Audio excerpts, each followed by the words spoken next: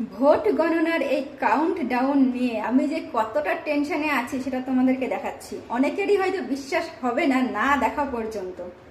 মানে আমি এতটা টেনশন আর এতটা ডিপ্রেশনে আছি যে কে জিতবে আর কে জিতবে না, কারা হাসবে আর কারা কাঁদবে, এইটা নিয়ে এতটা টেনশনে আছি যে টেনশনের চোটে আমি এই দেখো